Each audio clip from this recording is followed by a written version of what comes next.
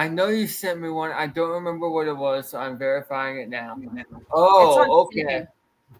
Mr. Sandman. Okay, it's on Tubi. Yeah. The We did Mr. get a recommendation on Slasher, so So you know what I think of when I hear Mr. Sandman? the song, My the no, film, the comic. my brain it doesn't go to Inner Sandman by Metallica, which as a Metallica fan. I was talking about Mr. Sandman the song, not Inner Sandman. There's a song, Mr. Sandman. Oh, that's the Cordettes, isn't it? Yes. I do know that song. It's just not very up to date on my 50s barbershop pop. Your 50s barbershop quartet. The No, my brain goes to Mr. Sandman showing his beams when he walks into his room. The walls lean in to listen, which is the opening to Head First Side into Cooperstown on Bad Bet, which is my favorite Fall Out Boy song. Oh, okay. Their best song. I will fight anybody who argues otherwise. So we got recommended Mr. Sandman, and who recommended that? Let's give him a shout out. Hold on. Let me get my phone. Draven dropped it. How dare you, Draven?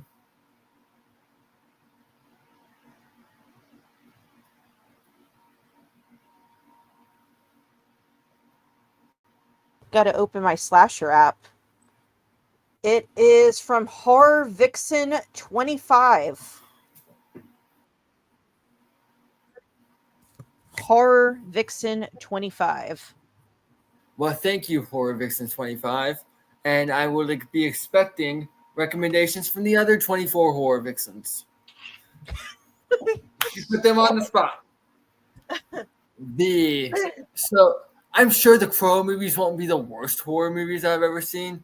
There's no way. They won't be the worst movies I've ever seen. I don't really know what.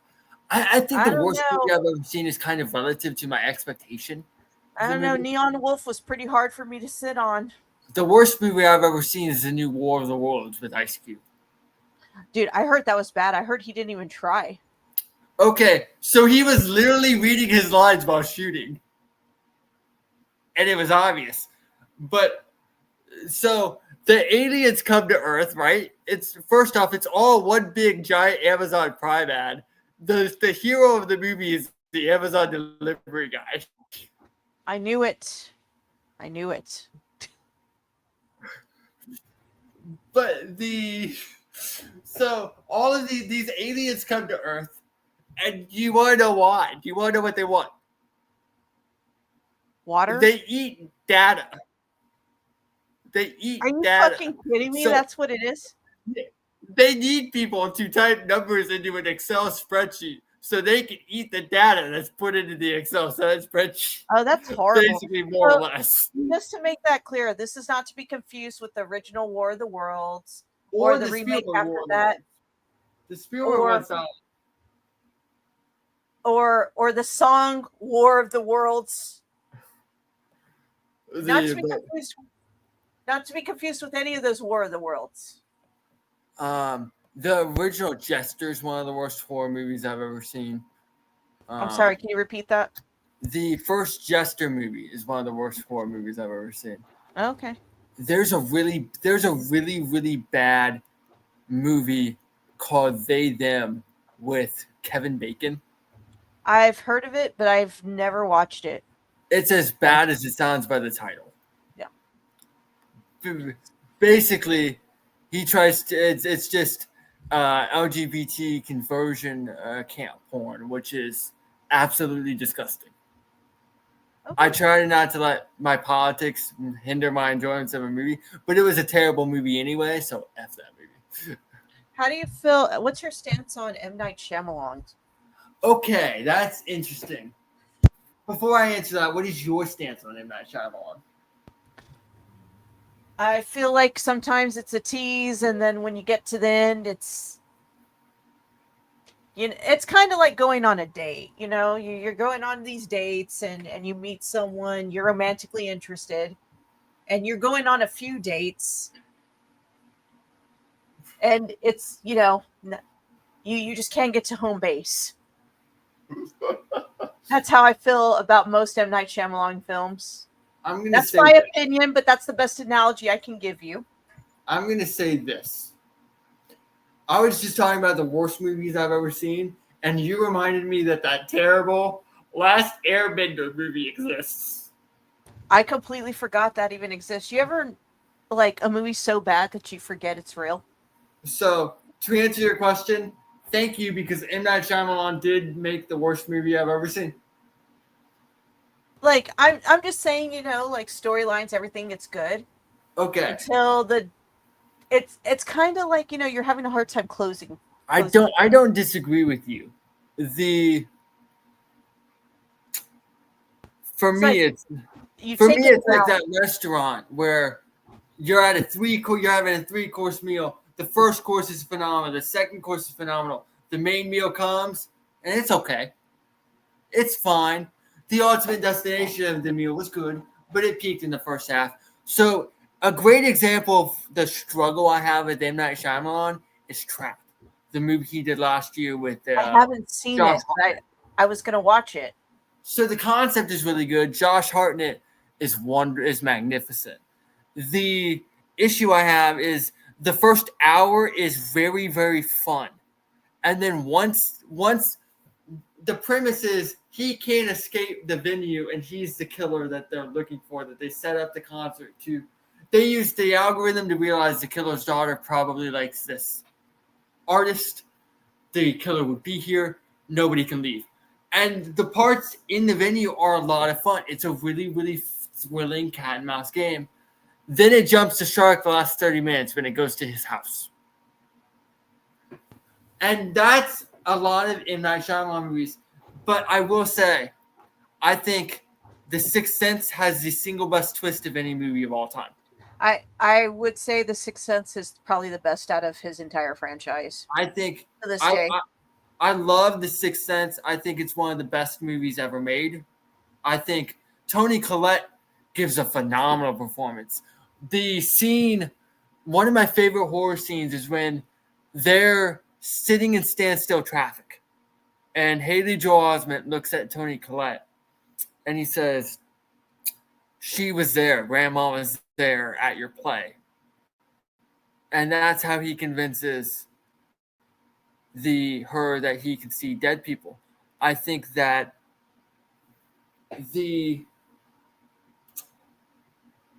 her emotion in that scene, just from her face, people talk about how her Hereditary scene her Hereditary performance is the best performance in recent horror memory. And I don't disagree with that. Toni Collette's one of my favorite actors, phenomenal actress. I've never seen her give a bad performance. But I think that scene. I'm sorry? I said I really liked it. Yeah, it's a phenomenal movie. But that scene is the scene I go to when you tell me Toni Collette. And she's one of my favorite actors. I think I love the small intricacies of when you go back and watch it, you can see all of the way the dialogue's set up. When like at the dinner scene where Bruce Willis is with his wife at dinner and his wife leaves. In real time, it's easy to go, well, she's just ignoring him. But but when you look back on it, the way the dialogue is set up, the way the camera is set up, all of it makes sense. All of it makes sense on a rewatch, and that's hard to do with a twist like that. Mm-hmm. I loved Unbreakable. I thought that was a phenomenal movie. I like all three of the Train trilogy. Yeah. I think that's a great trilogy. I like that Split is a standalone movie and movie too. I think that helps it. I really like. I'm in the minority. I loved The Village. You know what film is my least like, and it's not that I have a problem with M. Night Shyamalan films. It's just a lot of them I feel like are like exactly the analogy I gave you and the analogy The- you gave. but Um, I find everything else to be painfully mediocre. I really hated Lady in the Water. Oh, they're not a good movie. I did not like I Old. saw that in theater. I did not like Old. I did not like the found footage movie he did. But I also don't like any found footage movie. Found footage, it's an acquired taste. It's got its own fan base. It's a Eventually, taste I will never acquire. we'll eventually talk about found footage. And that's just me. That's a conversation for a different day.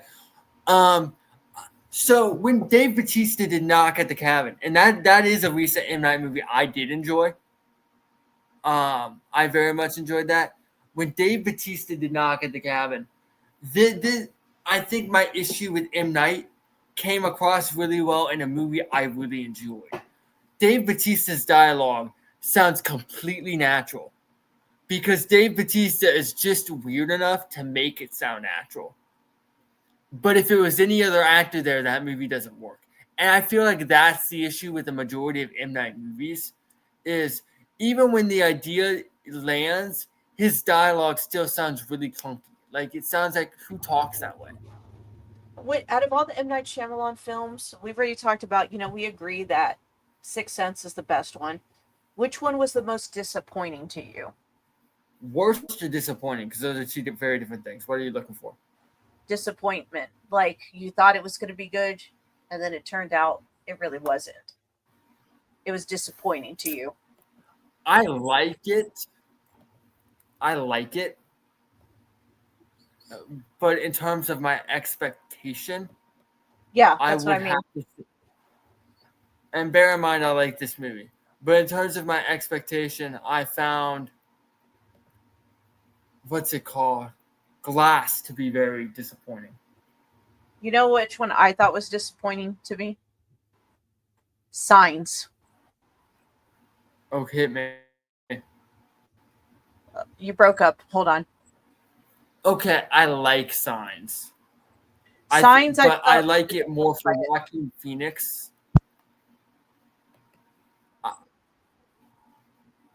I like Signs, but I like it more for Joaquin Phoenix and what he brings to the screen in that movie than I do for the movie itself.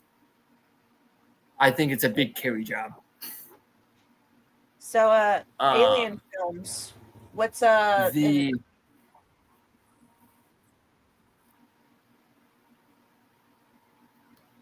what's an alien film that I said? What's an alien film? Extraterrestrial UFO film.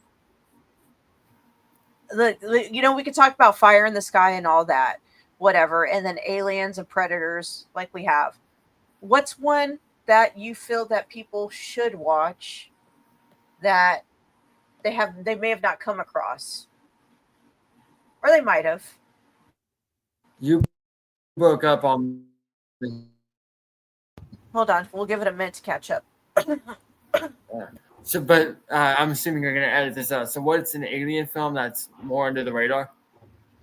Yeah, that you feel is more under the radar that you think people should watch, in your opinion. Okay, so tell me when to give an answer. Go for it. Let me think of the answer first because I thought we were on the letting it catch up.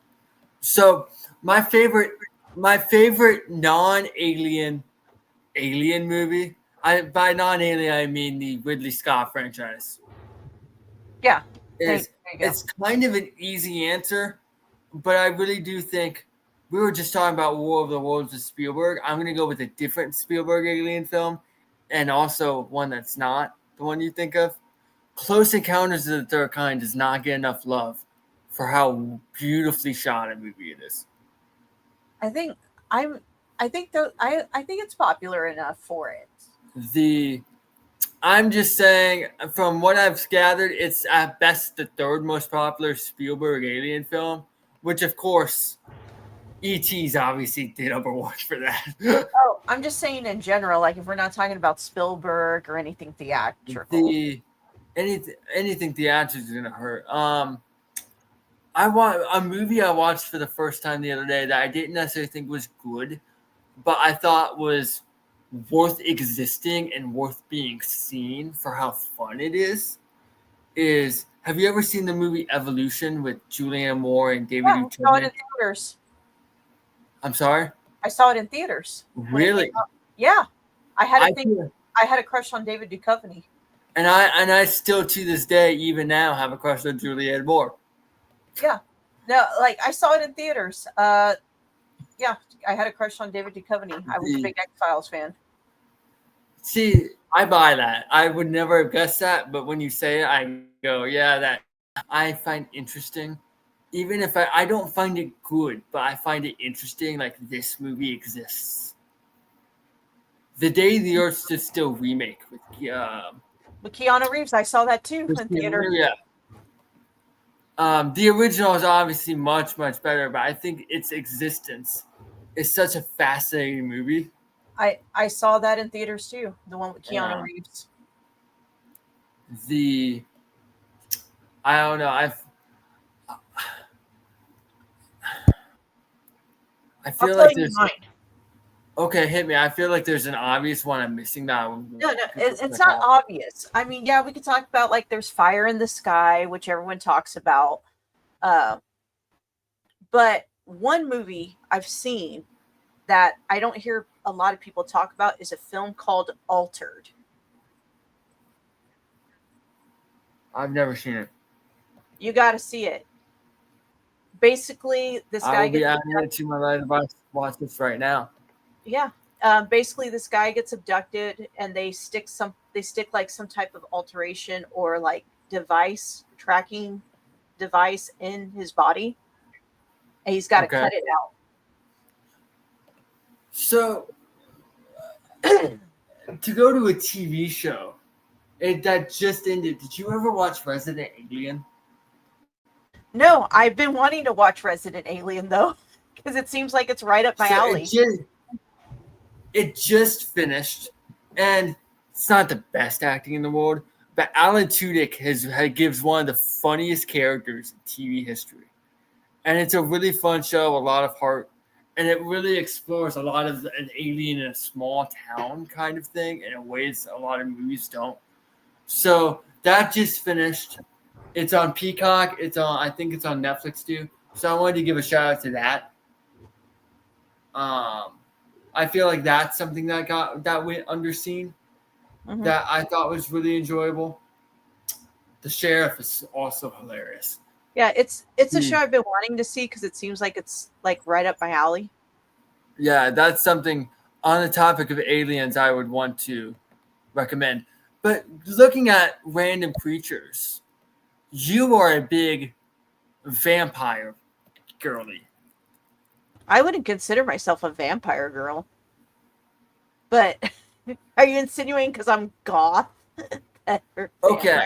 I'm Maybe it's because your favorite movie is The Lost Boys. The Lost Boys isn't my favorite movie. Oh, I swear that it was. No, it's Evil Dead 2. I'm technically classified as a Deadite Oh, because I'm an Evil Dead fan. Sam Raimi's coming up a lot in this episode. Got it. Because I'm an Evil Dead fan and my name's Ash. So okay, you do watch a lot of vampire stuff though. A lot of it's hit or miss. One of my favorite vampire films. It's not The Lost Boys. I still think Bram Stoker's Dracula from Francis Ford Coppola, right? Is one of the most beautiful films ever created. It's still one of my favorite vampire films. But technically, my second favorite. I love Gary Oldman in that movie. Yeah, my second favorite vampire film that I saw that I think everyone should see is there's one. I don't watch it very often. But it's really good. I think it's like hold on. Let me pull it up.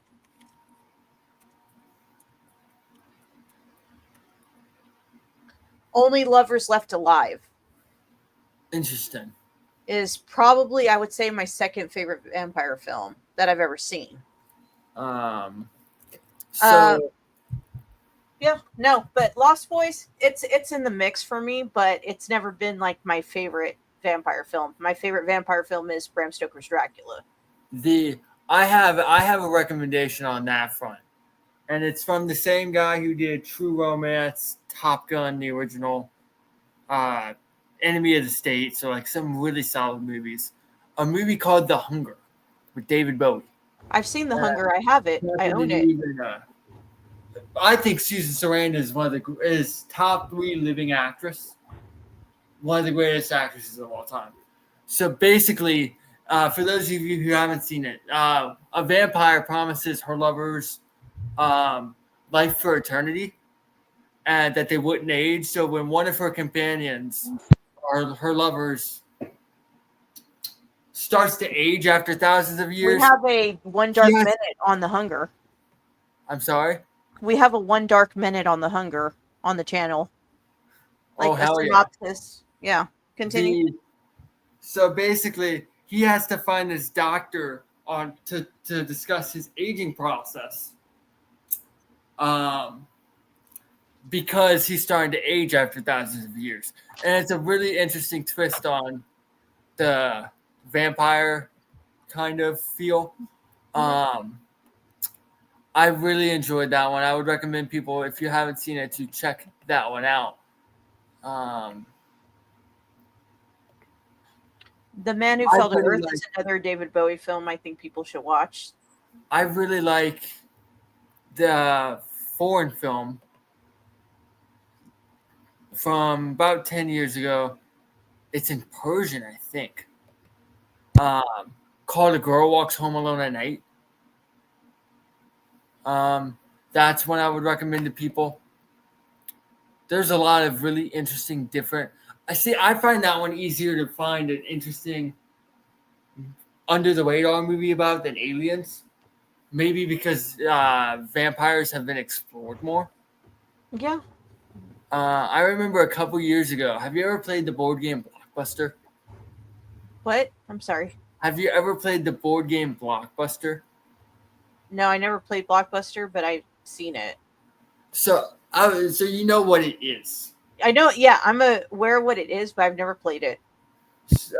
It's really fun. So one of my friends, the one who actually asked me about the hymn reviews, told me I need to play this game like 5 years ago. So our friend group sat and we played it, and so I'm going head to head with him on vampire movies. So we have to go back and forth till the timer runs out or one can't answer on vampire movies. So I say vampires, and bro calls a timeout and says, "There's no such thing." And I looked down, I'm like, "Your favorite movie is Halloween, right?" He goes, "Yeah." I'm like, "Who directed Halloween?" He goes, "John Carpenter." And I go, "John Carpenter There's vampires.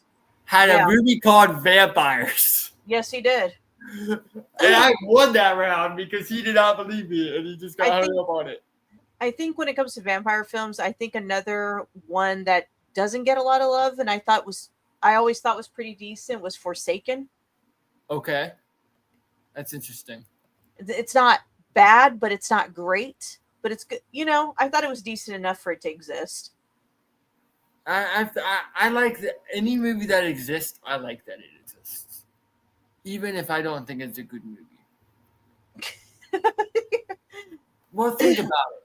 I'm not gonna like every piece of art, but that doesn't make it any less valid. That's true. I mean, you didn't like my last collection that much. I like the previous one more. Exactly, because the previous one is more your style, but my current one is what everyone likes. It's interesting though. It's an interesting perspective. But it brings out it gave people jobs. It let people show their creative side. It let people create something. And that's what the movies are all about. So I don't know if that's where you want to wrap this up at. Yeah, I guess we can. By the way, before we go, underrated recent vampire film I really enjoyed, Abigail. I haven't seen Abigail. I have it. I just haven't seen it. Dude, it's so fun. I remember the first time I saw the trailer for that, I went, that looks stupid. And then by that point, I was going to the movies every night. So I'm like, you know what? Let me go see this. And I had a blast in theaters, man. it knows exactly what kind of movie it wants to be, and it delivers, and that's what matters. Speaking of David Bowie earlier, and I think everyone should see The Man Who Fell to Earth at least one time. That's interesting. David Bowie was a star, man. Let me tell you. No love for that pun? No love. But I do love David Bowie, though. Uh-huh. But I think I have a David Bowie confession I'm going to tell you off air that you're not going to like. that's fine. Anyways, what do you want to talk about to wrap it up since we're here? Speaking of art, before we get to that, I love that Basquiat film he's in with Willem Dafoe. Oh, okay. I think it's so weird, and that's another movie. I'm just glad it exists. David Bowie. Yeah. Have you ever looked at his filmography? It's so weird. Like, why is there? Speaking of Willem Dafoe movies he's in, why is there a Scorsese movie he's in? Like, why is he in Last Temptation of the Christ? Yeah, isn't it crazy? Like, interesting. Labyrinth is a weird movie. He's just a fun guy to kind of look at. But yeah, we'll wrap it up here. Maybe one day we'll do an episode on David Bowie because he's horror. We already planned that. I think we planned it for the music. Down the line. The music thing we did, like where it's just you with this. Yeah. Oh, you mean like a filmography show? No, not a filmography show. Just David Bowie in general, where it's you and I doing an episode of this podcast on it. And we talk about. I feel you. But we also because we just talk in general about it.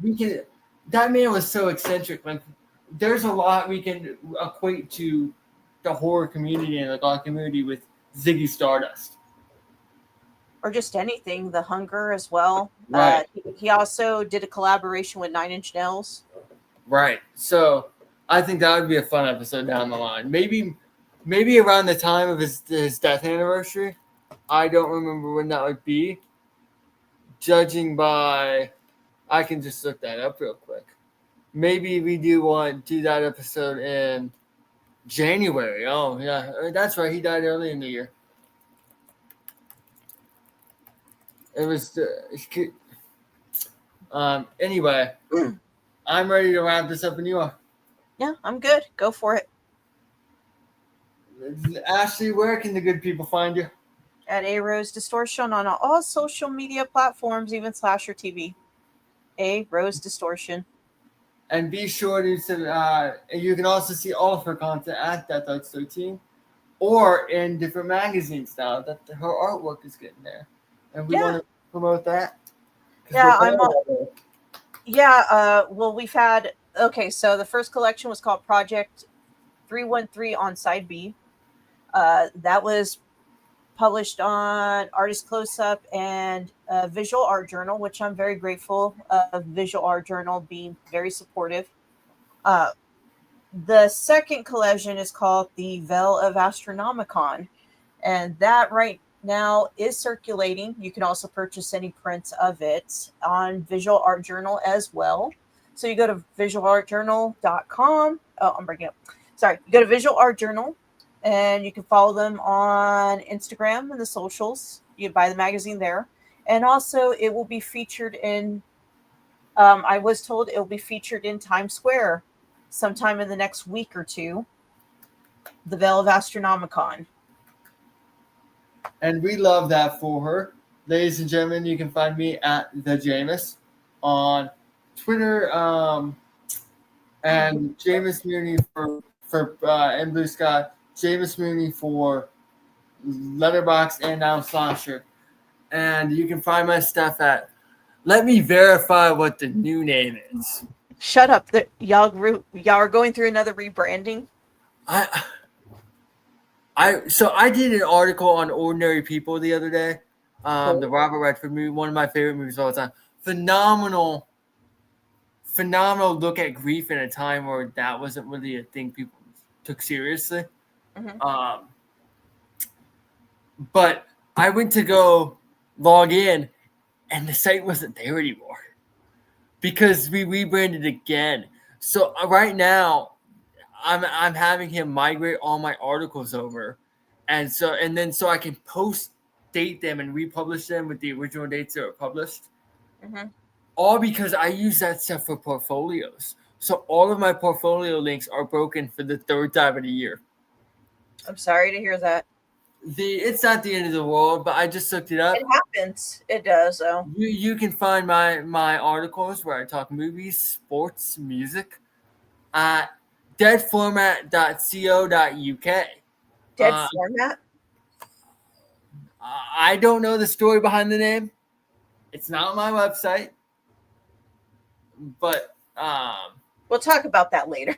but my latest article is on the legacy Ordinary People, the 1980 Best Picture win starring Mary Tyler Moore, Donald Sutherland, Timothy Hutton. One of my favorite movies of all time. The directorial debut of Robert Redford, who recently passed away, one of the greatest movie stars of all time. Though we didn't really bring him up today because there's nothing really horror about Robert Redford. But you wrote something. But I wrote it. Be sure to check that out. You can find me there, Jameus Mooney. Be sure to read all my stuff. Subscribe to the channel. And until next time, we hope you enjoyed the show, and we hope that the two of us haunt your nightmares. Forever. Because that means you remember us, and we're very memorable.